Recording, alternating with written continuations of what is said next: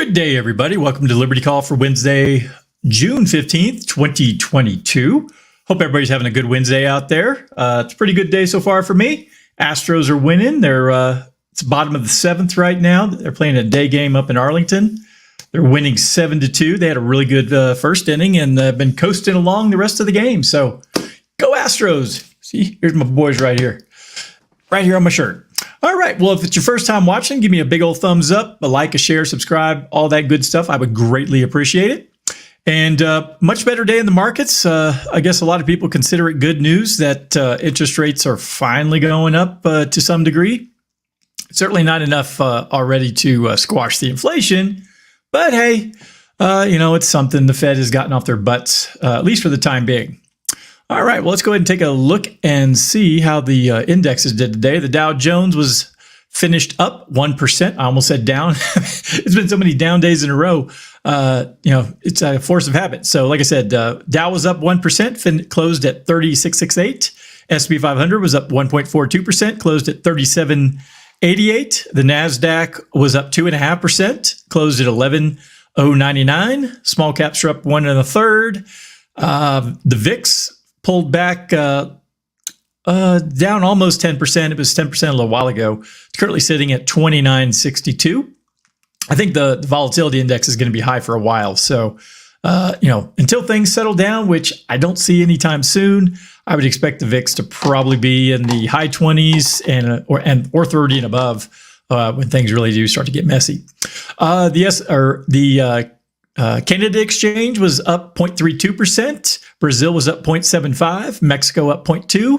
Headed over to Europe, Germany was up 1.36%. UK up 1.2%. France up 1.35%. Euro stocks up 1.64%. Netherlands were up 1.58%. Spain was up 1.34%. Italy up 2.87%. Switzerland up 0.79%. Portugal up 0.42%. Belgium up 2.15%. All right, let's head on down. See the Russian exchanges. The MOEX was up 1.28. The RTSI up 0.58. Excuse me. Head on over to the Asian markets. It's kind of mixed. Japan was down 1.14. Australia down 1.27. New Zealand down 0.76. The Chinese markets appeared to be mostly green. The Shanghai up 0.5. SCSE component up 0.95, China 850 up 1.53, the DJ Shanghai up 0.66, and the Hang Seng up 1.14, and the Taiwan weighted down 0.3. So, that was kind of the one outlier along with Japan and Australia and New Zealand. So, like I said, lots of green as opposed to yesterday where it was a wall of red. So we'll take it. Again, I don't expect that this is the the bottom of anything. We certainly haven't hit a level of capitulation that I would consider a bottom. But hey, I don't try to call the bottoms or the tops. I just when the momentum changes. I know I've shown the charts enough over the last year. So if you've been paying attention and listening along, you can kind of tell when the winds change and when it's time to get more aggressive with your equity side, and when things are bad, you want to reduce that. All right, let's go ahead and read through today's market recap. Wall Street rises in volatile trade after Fed statement. S&P 500 rose more than 1% in choppy trading on Wednesday after a policy announcement by the Federal Reserve that raised interest rates to meet market expectations as the central bank tries to fight rising inflation without tilting the economy into recession. Again, they can say that all day long. I don't think they're going to avoid it. But hey, I could be wrong. I don't claim to know everything. The Federal Reserve raised its target interest rate by 0.75 percentage point and projected a slowing economy and rising unemployment in the months to come. Equities alternated between moving higher and pairing gains following the announcement, getting their most recent lift after Chair Jerome Powell said in his press conference that either 50 basis points or 75 basis points were most likely at the next meeting in July, but that he did not expect hikes of 75 basis points to be common. Quote, the runway for them to have a soft landing just got shorter and narrower, meaning that they are anticipating higher inflation, they are anticipating higher unemployment, they are anticipating lower GDP. More on that later. So when or not we can escape this without a recession is coming into question, end quote, said Ellen Hazen, chief market strategist at Putnam Investment Management in Wellesley, Massachusetts. Quote, everyone knew it, but now the Fed is admitting it, end quote.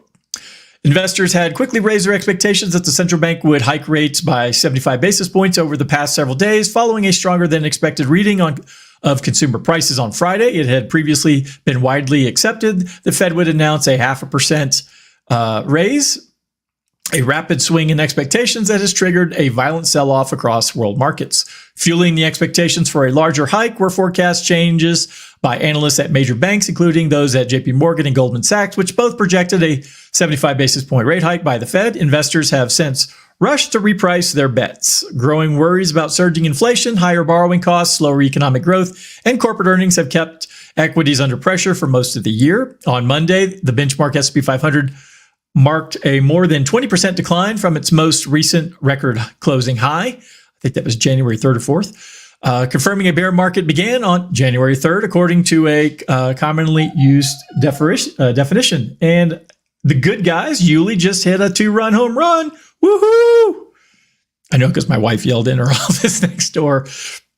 All right. Where were we? Earlier economic data on Wednesday showed U.S. retail sales unexpectedly fell 0.3% in May as motor vehicle purchases declined amid shortages and record high gasoline prices, pulled spending away from other goods, well short of expectations, calling for a 0.2% rise. So it was about 0.5% off altogether. Among individual stocks, Citigroup rose 3.31% to lead gains on the S&P 500 Banks Index, while Nucor Corp advanced 1.38% after its forecast upbeat current quarter profit on strong steel demand. Boeing surged 8.87% after China Southern Airlines Company Limited conducted test flights with the 737 MAX plane for the first time since March, in a sign the jet's return in China could be nearing as demand rebounds. Advancing issues outnumber declining ones on the New York Stock Exchange by a ratio of 2.66 to 1. On NASDAQ, a 2.56 to 1 ratio favored advancers. The S&P 500 posted one new 52-week high and 41 new lows. The NASDAQ recorded 12 new highs and 244 new lows. All right, so a little positive news. The Fed actually did something that potentially could help us out in the long run, but again, time will tell. All right, here's an article regarding what the Fed did. Fed raises rates by 0.75% as rampant inflation forces biggest hikes since 1994.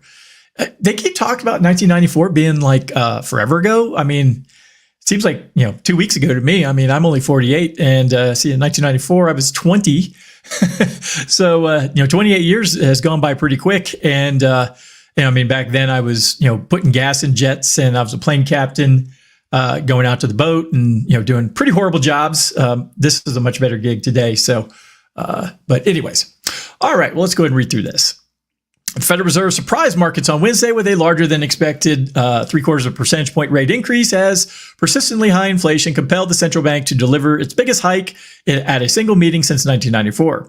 The FOMC raised its benchmark rate range of 1.5 to 1.75 from 0.75 to 1% previously. That was more hawkish than economists' expectations for a 0.5% rate hike. In the weeks leading up to the decision, Fed Chair Jerome Powell said he wasn't actively considering a 0.75 rate increase and signaled that a 0.5% hike would be appropriate at the June and July meetings. But several signs showing above-trend inflation could stick around for longer than feared forced the central bank to step up the pace of monetary policy, tightening to prevent falling further behind in the battle against inflation.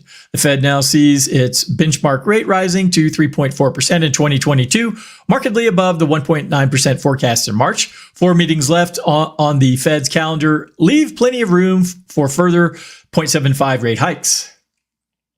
All right.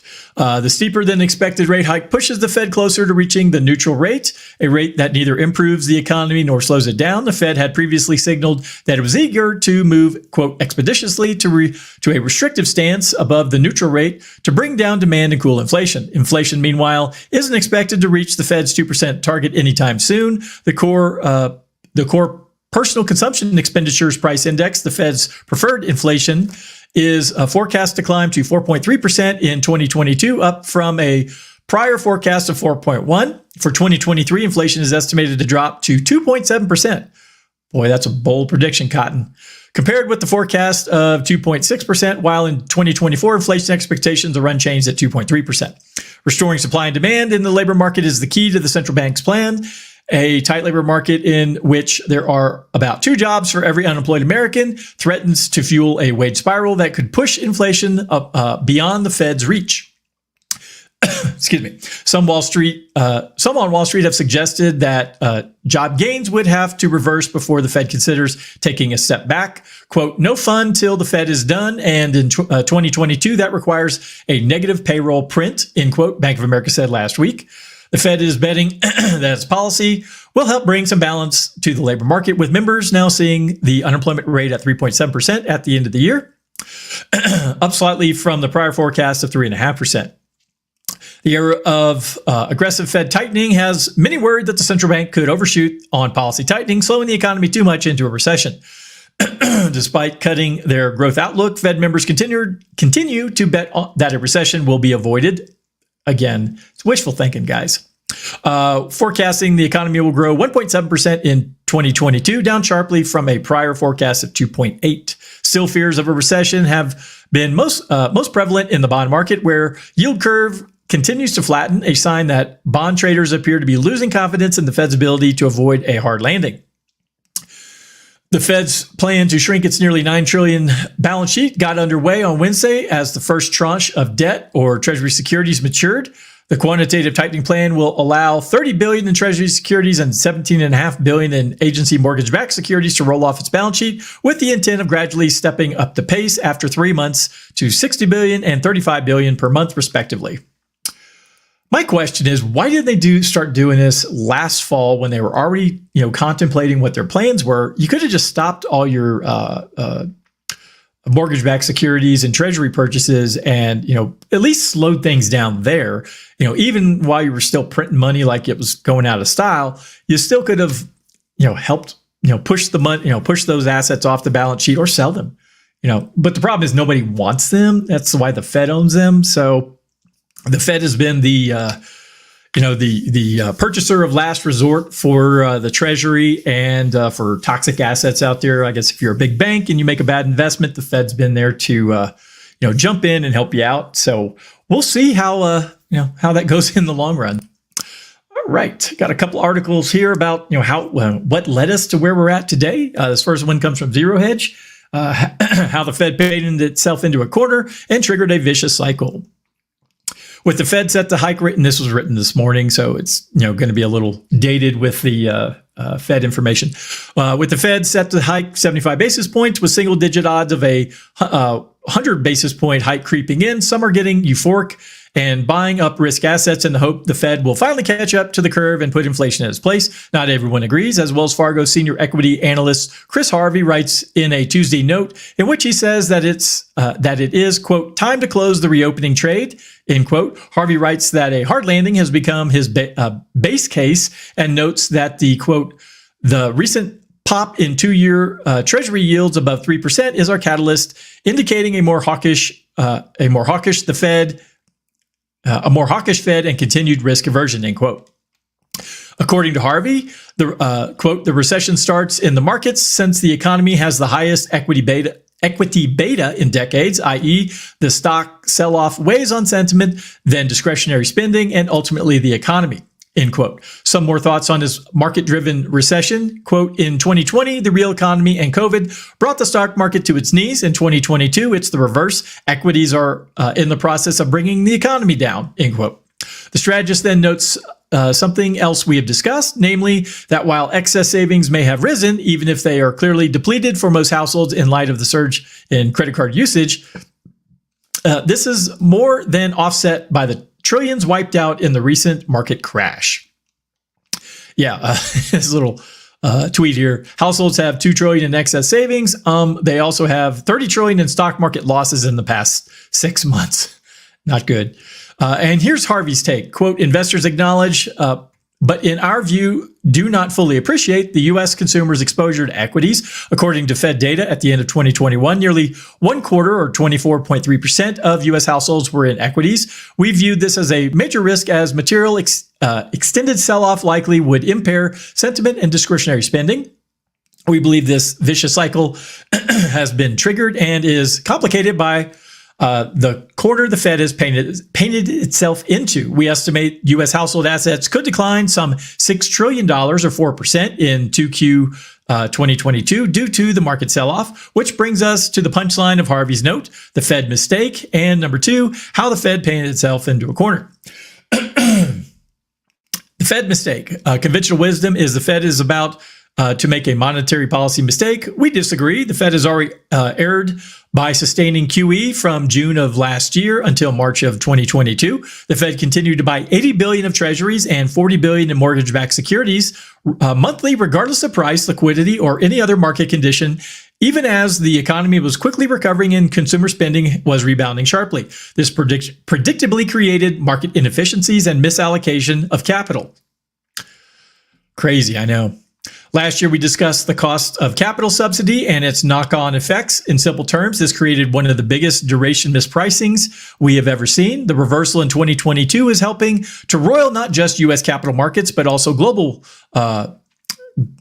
bourses. With free markets, not the Fed, deciding the proper cost of capital in 2021, the Fed crowding out effect from QE drove real rates to historically negative levels that boosted the housing market, indirectly placed pressure on supply chain, aided inflation, provided an unnecessary incentive to consumer spending, and helped spur speculation.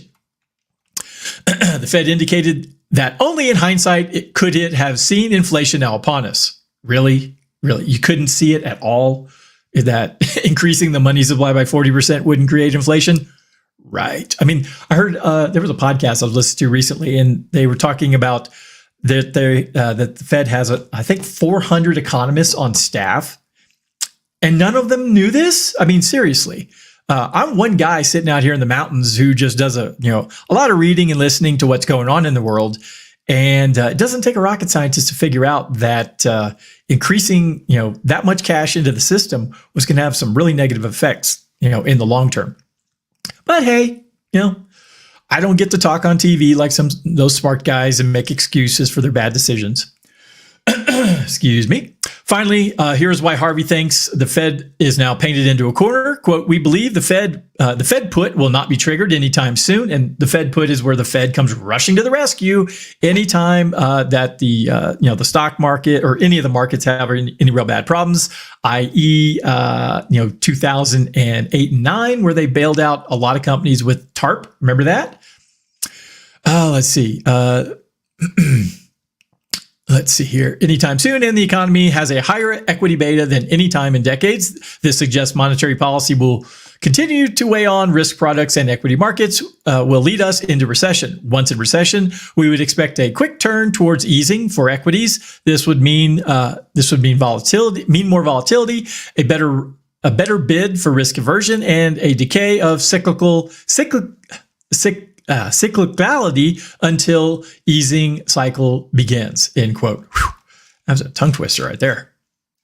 All right. So again, they're saying the same things I've been saying for a year, that, yes, you put a Band-Aid on the situation. Kind of reminds me of like a hurricane came into Galveston and was flooding the city. If the Federal Reserve ran things, they'd be standing there in knee-deep water going, it's going to go away. It'll be fine. It's like, no, it's not. The island's going to be underwater real soon. You may want to head across the bridge real soon. But anyways, all right. Next article here, Atlanta Fed slashes Q2 GDP forecast to 0, confirming technical recession already. Curious why stocks are soaring today ahead of the expected 75 basis point rate hike by the Fed. Again, this was written before the announcement. Further tightening in financial conditions as QT starts shrinking the Fed's balance sheet. The answer comes courtesy of the Atlanta Fed, which just confirmed the economy is in a technical recession. After a week of rampant jawboning, jawboning to adjust the market's expectations for the Fed's actions later today after last Friday's unexpected resurgence in CPI. The continued erosion in economic data, most notably retail sales this morning, has prompted the Atlanta Fed to slash its forecast for Q2 GDP from a positive 0.9% to 0, meaning the U.S. is right now on the verge of a technical recession. According to the Atlanta Fed's GDP Now model estimate for real GDP growth in the second quarter of 2022 has been cut to just 0, down from 0.9 on June 6th, down from 1.3 on June 1st, which was just 2 weeks ago, and down from 1.9 on May 27th, which was just a little more than 2 weeks ago. As the Atlanta Fed notes, after recent releases from the U.S. Bureau of Labor Statistics, the U.S. Census Bureau, and the U.S. Department of Treasury Bureau of Fiscal Service, gosh, they love their long titles. The nowcast of second quarter real personal consumption expenditures growth, second quarter real gross private domestic investment growth, and second quarter real government spending growth decreased from 3.7% to 2.6%, negative 8.5% to negative 9.2%, and 1.3% to 9.9% respectively. In short, the U.S. consumer is getting tapped out, just as we have been warning repeatedly. So that was basically everything. The rest is just a few charts if you want to read that at your convenience. All right, so feel like all I'm doing is talking about bad stuff and pointing out the obvious that I've been talking about for a year. All right, last article I got here, some good advice. I always try to mix some stuff in if I see it in the headlines, and this is definitely some good advice. Interest rates, now is the time to pay off credit card debt. I've probably been saying that for a while now. If with interest rates going up, you really do not want to be carrying revolving debt because those interest rates are going to get painful. Your credit card debt is about to get more expensive. The Federal Reserve on Wednesday hiked the benchmark rate interest rate that credit cards track by 0.75 percentage point, the largest increase since '94. With 30 to 45 days, or within 30 to 45 days, the rate on credit cards will follow suit, and the central bank is not done hiking rates, signaling it plans to increase rates by another 1.75 percentage points over its 4 remaining meetings scheduled this year. That means credit card debt is only going to get costlier as the year wears on. At the same time, Americans are ramping up balances, which ballooned almost 20% to $1.103 trillion in April. Quote, we're nowhere near the top of how high credit card rates will go, end quote. Matt Schultz, chief credit analyst for LendingTree, told Yahoo Money. Quote, this one rate hike is likely not to be too concerning for most credit card holders. The problem is that there already have been 2 rate hikes, and there are almost certainly several more coming, and all of those likely will add up to a big deal, end quote. That's why it's important for people to take action to knock down credit card debt as soon as possible, he said. Getting a 0 interest rate. Good luck these days. According to LendingTree's monthly review of nearly 200 card offers on more than 50 card issuers, including banks and credit unions, the average APR was 20.17%. The average range of rates shown with a card was 16.53 to 23.79, and nearly half of cards tracked saw their APRs rise within the past month. Quote, the average APR to new credit card offer topped 20% this month, Schultz said. That's the first time it has reached that magic number since we began tracking in 2018, and perhaps ever, end quote. This is what it means dollar-wise. If you have $5,000 in credit card debt and pay about $250 a month on it, every percentage point added to your card's APR adds $60 to $80 in interest over the life of the balance, depending on your card's current APR. Fortunately, there's a way to get 0 interest rate, even now, to tackle this debt before the Fed hikes again. One good tool for those struggling to pay off debt is opting for a 0% balance transfer credit card. According to Schultz, these cards are widely available, and many allow you to avoid paying interest on the transferred balance for up to 21 months, but they won't be a safety net much longer. Quote, the availability of balance transfer offers is great news for consumers because it gives them a very powerful weapon against rising interest rates. Quote, however, if the Fed keeps raising rates at the pace many expect, these offers won't be as strong forever. We haven't seen issuers shortening introductory periods or increasing balance transfer fees en masse yet, but as overall rates go higher and higher, that's that is a distinct possibility in the next year or so. While 0% balance transfer cards may look attractive for those carrying high interest debt, you must be disciplined in paying it off, or else you could end up compounding your debt problem. Quote, balance transfers and introductory rates may help, but they can also get people into more trouble, end quote. Rod Griffin, Senior Director of Public Education Advocacy for Experian, told Yahoo Money, quote, I am an example of that. When I was younger, I did a balance transfer from one account to max it out on an account with a zero balance with low interest. Then I had two accounts and maxed them both out. Not a good idea. According to Griffin, before you opt for a balance transfer, it is critical that you understand the terms and conditions of your card. Most credit card issuers will impose a credit limit on the amount you can transfer, and if you surpass that limit, it could negatively affect your credit score. That is true. You could also be at greater risk to take on more debt and not be able to pay it off within the introductory time frame, which could result in a higher interest rate than your original account. Still, if you can at least minimize one high balance credit card, you can be responsible for managing your debt. A 0% balance transfer could be a relief in your wallet. Quote, you want to get a balance paid off completely before the promotional rate expires. Greg McBride, Chief Financial Analyst at Bankrate, told Yahoo Money. Quote, waiting will only cost more as you'll be incurring higher rates on your existing debt, and the balance transfer offers will get less generous as interest rates rise, end quote.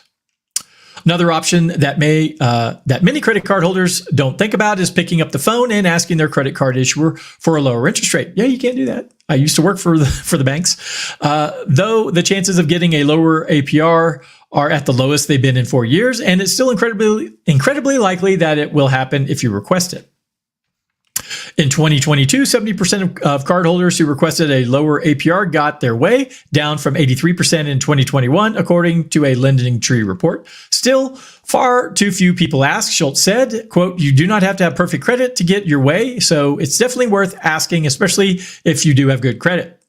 If you're not sure where to get started as you manage your credit card debt, start by checking out your credit report. Quote, take a look at your credit report, see the accounts that you have, where the balances are. Griffin said, quote, you need to know where you stand before you can do something about it. For example, Experian offers a free tool where you can view your credit score and keep track of your monthly credit report. According to Griffin, this can help credit card holders easily keep track of their spending and manage other debts. No matter how you plan to tackle debt, sooner is better than later, experts say. Quote, now is absolutely the time to deal with credit cards, Schultz said. Quote, with the Fed raising rates today, it's almost certainly continuing to do so in the very near future. That credit card debt is only going to get more expensive if you do not take action, end quote. And, most like Bank of America, where I do my personal banking, they do have a credit watcher where you can look at your credit score. I actually got the alert yesterday, it is, yes, you can call your bank. There's lots of ways to, if you need help with, kind of a snowball or a debt pay down strategy, that's something that I do. So if you need some help, give me a call. I'd be happy to help you out. Let's see what else. As far as, having spent 8 years in the credit and recovery side of the banking world, you don't want to wind up with, getting behind or charging off, especially if interest rates continue to climb.